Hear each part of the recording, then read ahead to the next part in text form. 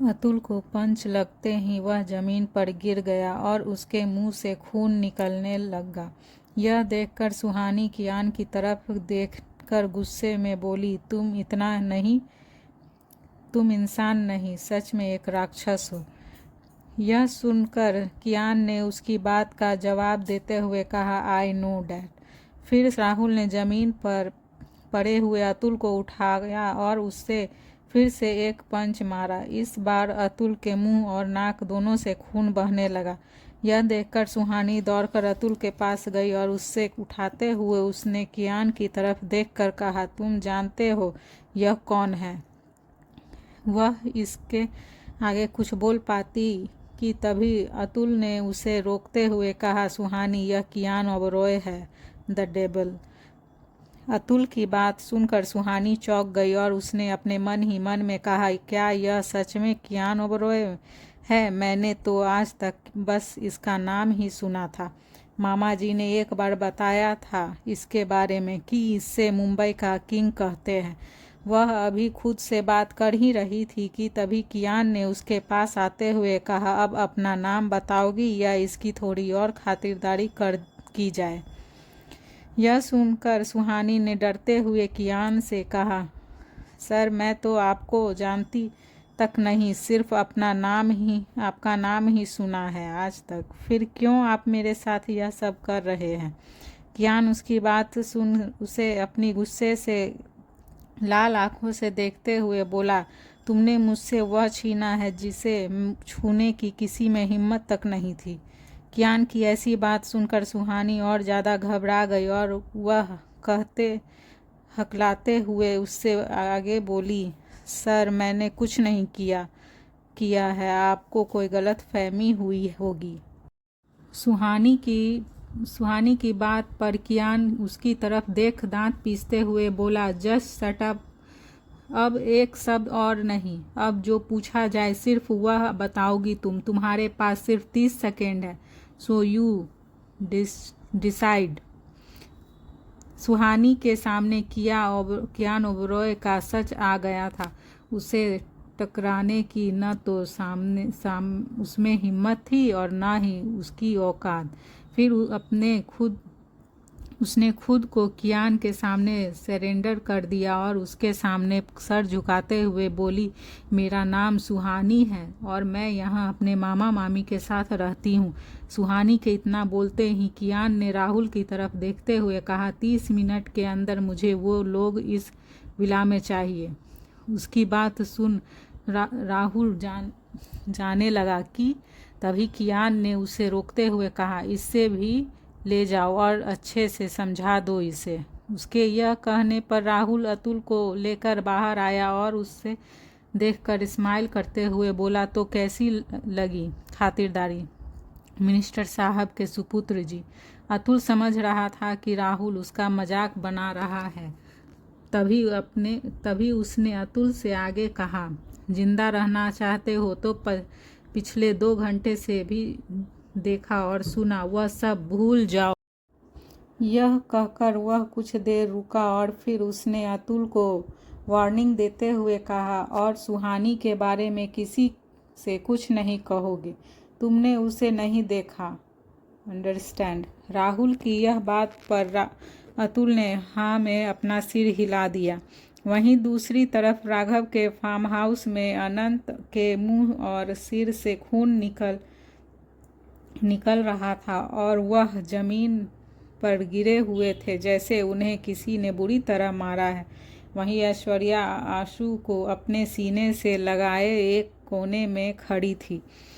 उनके सामने सोफे पर राघव बैठा हुआ था। वह किसी जानवर से कम नहीं लग रहा था। फिर अपने हाथ में पकड़ी हुई गन को अपने दूसरे हाथ से सहलाते हुए अनंत से कहा, मेरे होने वाले मामू ससुर जी, और कितना मार खाओगे? मुझे भी अच्छा नहीं लग रहा है ऐसे आपको मार खाते हुए देखकर।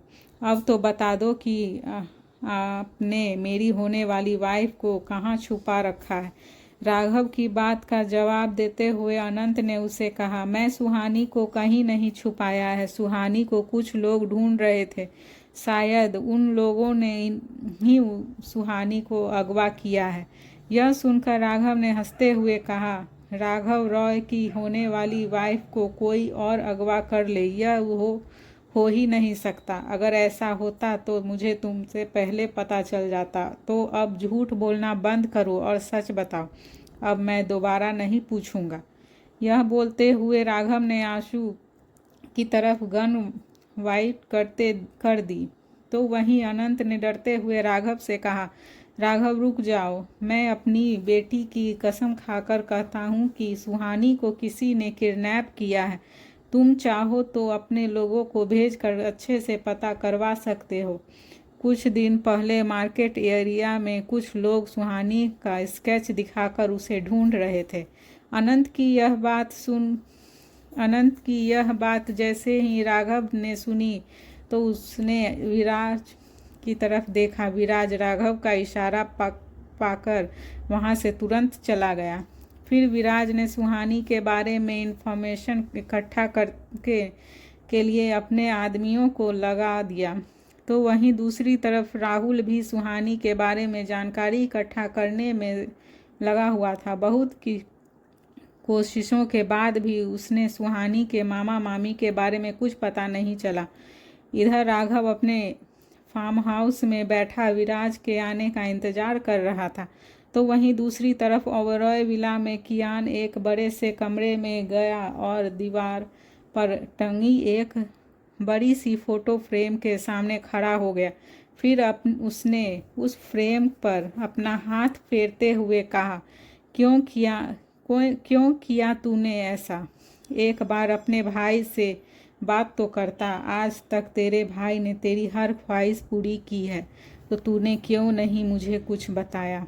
फिर कियान ने खुद को संभालते हुए गुस्से में आगे कहा, मैं तेरी मौत का जिम्मेदार हर एक शख्स को तरपा तरपा कर मारूंगा। मैं उन्हें इतनी तकलीफ दूंगा कि वह मुझसे अपनी मौत की भीख मांगेंगे। यह कहकर उसने अपने इमोशंस को छुपाते हुए अपनी आंखों को डेड से ढक लिया और उस कमरे से निकलकर सीधा अपने कमरे में चला गया। फिर कुछ ही देर बाद राहुल कियान के रूम में आया और उसे देखकर कियान ने उसे बोलने का इशारा किया। फिर राहुल ने एक गहरी सांस लेकर बोलना शुरू किया, सर, हमें एक एड्रेस मिला था। हमारे आदमी उस एड्रेस पर गए थे पर वहाँ कोई नहीं था। फिर आसपास के लोगों से पता करने के पर पता चला कि वह 3 दिन पहले घर पर ही थे। फिर पता नहीं अचानक से वह कहाँ चले गए। और एक सबसे ज़रूरी बात यह है कि उनके घर के बाहर 2 गार्ड पहरा दे रहे थे और अब वह गार्ड भी वहाँ से गायब हैं। यह सुनकर कियान ने टेबल पर रखी फाइल उठाते हुए राहुल को देखा। फिर राहुल ने एक बार फिर से अपनी बात कंटिन्यू करते हुए कहा, सर, इनका नाम सुहानी है और वह 6 महीने पहले ही अपने मामा मामी के साथ मुंबई शिफ्ट हुई है। इससे पहले यह दिल्ली में थी और दिल्ली से पहले कोलकाता में। सुहानी एक मेडिकल स्टूडेंट है और यह मुंबई के ही नेशनल मेडिकल कॉलेज में स्टडी कर रही है। यह काफ़ी ज़्यादा इंटेलिजेंट है और टॉपर भी। यह अभी 22 साल की है और लोगों से दूरी बनाकर रखती है। इनके ज़्यादा दोस्त भी नहीं है। यह खूबसूरत और इंटेलिजेंट होने के वजह से कॉलेज में फेमस है। साथ ही यह कॉलेज में बहुत से लड़कों का क्रश भी है। राहुल की बातें सुनकर कियान की नज़र उस पर ठहर गई। फिर राहुल ने आगे कहा, लेकिन सुहानी को प्रपोज करने की हिम्मत कोई नहीं करता। उसकी यह बात सुन कियान ने उस पर से नज़र हटाते और वापस से फाइल में देखते हुए बोला, कोई ख़ास वजह?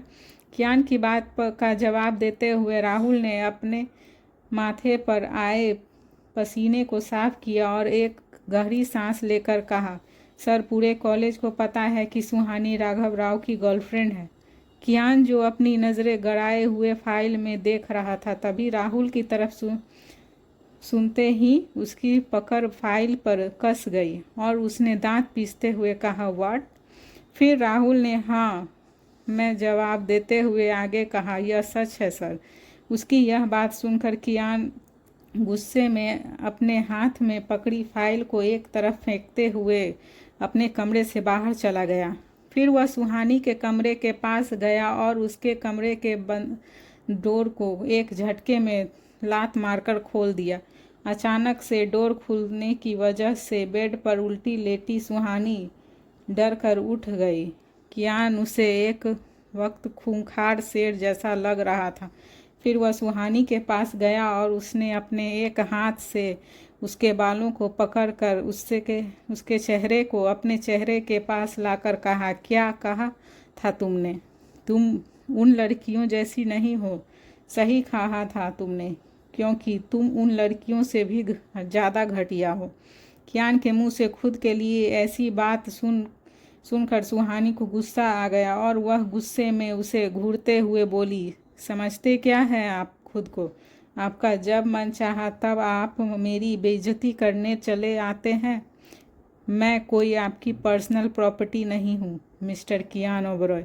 सुहानी की यह बात सुन कियान उसे खा जाने वाली नज़रों से देखते हुए बोला, पहले नहीं थी पर अब बन गई हो। आफ्टर ऑल तुम मेरे इतने खास दुश्मन की गर्लफ्रेंड जो ठहरी। यह सुनकर सुहानी ने चौंक कर कियान को देखा। फिर उसने सुहानी को देखते हुए आगे कहा, पैसे और पावर के लिए जो लड़की एक क्रिमिनल की गर्लफ्रेंड बन गई तो उसका कैरेक्टर कैसा होगा? घटिया ना? कियान की ऐसी कड़वी बातें सुनकर सुहानी की आंखें आंसुओं से भर गई और फिर उसने कियान को अपनी पूरी ताकत लगाकर खुद से कुछ दूर किया। उसकी आंखों में ठहरे आंसू अब बह निकले थे और तभी वह गुस्से में चिल्लाकर बोली, आप दोनों में कोई फर्क नहीं है। आप दोनों ही अपना जोर एक लड़की पर दिखाते हैं।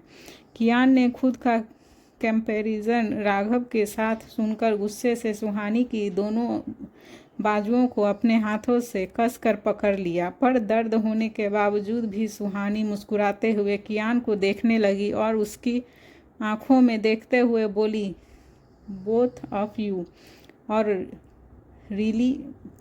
Really up.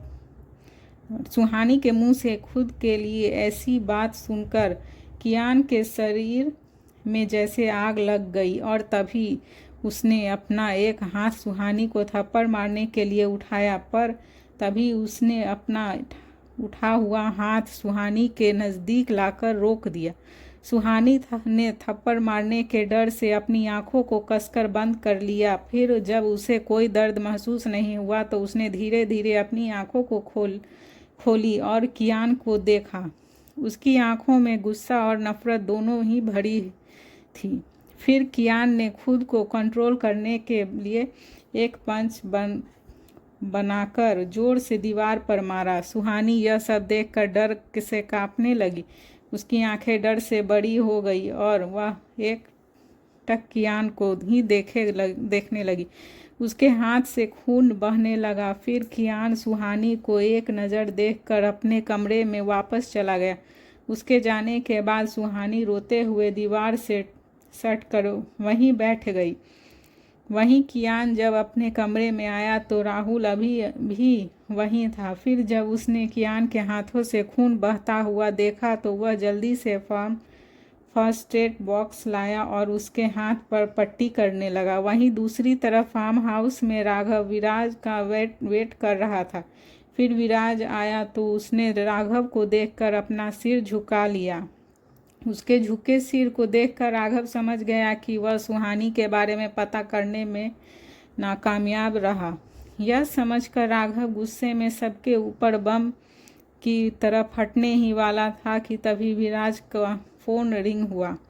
यह देखकर राघव को और भी ज़्यादा गुस्सा आ गया, पर तभी विराज ने कहा, यह हमारे इन्फॉर्मर का कॉल है। फिर विराज ने कॉल रिसीव करके फ़ोन स्पीकर पर कर दिया और कॉल की दूसरी तरफ से इन्फॉर्मर ने कहा, सर, सुहानी मैडम को मैंने कियान ओबरॉय के मॉल में देखा था। कियान ओबरॉय एक असिस्टेंट राहुल के साथ। इन्फॉर्मर की यह बात सुनकर राघव का गुस्सा और बढ़ गया और उसने गुस्से में विराज से कहा, मेरी मीटिंग फिक्स करो उसके साथ। आखिर क्या होगा आगे? क्या कियान राघव से मीटिंग के लिए तैयार होगा? क्या राघव सुहानी को कियान से छुड़ा पाएगा? क्या होगा जब राघव और कियान होंगे आमने सामने? जानने के लिए सुनते रहिए।